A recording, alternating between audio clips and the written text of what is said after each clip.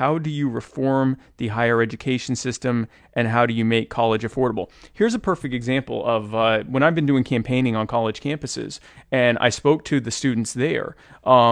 The biggest thing that because there's two questions there. One is higher education and one is regular education. So I'll start with the higher education. I spoke with students and I would ask them what their biggest concerns were. And almost all of them said their biggest concerns were either their student debt, how they were going to pay it back, and or whether they were going to be able to get a job in their chosen field of work, presumably to pay off their student debt. And I would ask them what they were majoring in, and they'd tell me, and I'd ask them why they chose that. And it was almost always, to get into their chosen field of work. And I would say, that's great. Let me ask you this.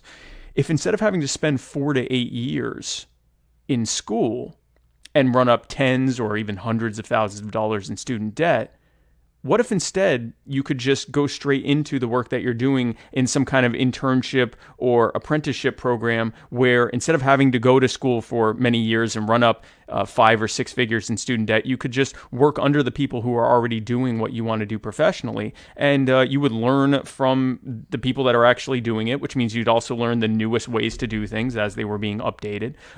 You would either work for free or a small stipend to pay for your basic cost of living, but at the very least you wouldn't be spending 4 to 8 years and you wouldn't be running up massive amounts of debt in the process. And once you had reached a level of mastery that the consensus of people in that field of work decided that you now could work professionally, you would now have their stamp of approval to be able to work professionally, either under one of them or for yourself. And they all said, that would be great. That would be a great way. That'd be way better than how we have to do it. But I can't do it that way. And I'd say, but why? And they'd say, well, because I have to go to school. And I'd say, but why? And they'd say, because I have to get my diploma or my degree. And I'd say, but why? And then they'd get it.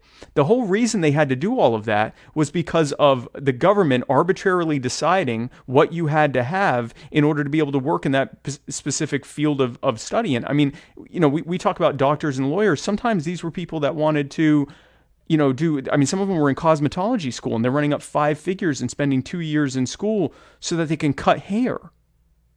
Now, that was only because the government decided you needed that level of schooling to be able to do that. And this criminalizes people who are not already, affluent and not already wealthy, trying to get ahead without running up tens or hundreds of thousands of dollars in debt. So a great way to reduce the cost of higher education is to remove government mandates from it so that if people are getting higher education, it's because they have determined, and the people in that chosen field of work have determined that some level of higher education is even necessary to begin with.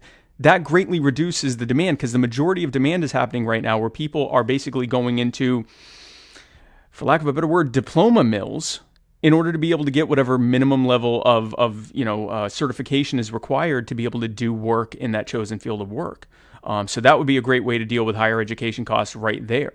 When it comes to regular education, we've all seen how the number of administrators and the cost of administration is completely outstripped the number of new teachers and educators going into school. School is becoming more expensive, and we aren't getting any better results from it. And the reason, again, that we're not getting better results is the same reason why the cost of healthcare continues to go up without much corresponding increase in better values, or why the cost of housing continues to go up, or why the cost of anything that the government injects itself continues to go up in cost without some correlating increase in value or access. It's because they got involved. It's because they added all of the various regulatory burdens and red tape and administration costs that drives up the cost without actually increasing the value. It's because a centrally planned authority has decided to inject their ideas arbitrarily into a market that did not want or need them. So, for example, in the case of education, our plan would be to remove the government as much as possible, to make it so that educational decisions are being made by parents and teachers and principals and the administrators of that school in that school district, instead of by bureaucrats in Washington who are having laws handed to them that were written by crony corporations who make laws to benefit them directly at the expense of everyone else, at the expense of all of us, that politicians sign off on because they get donations from the cronies. We would end all of that. We would end that complex and instead bring it back to where students and teachers and educators are the ones making the educational decisions.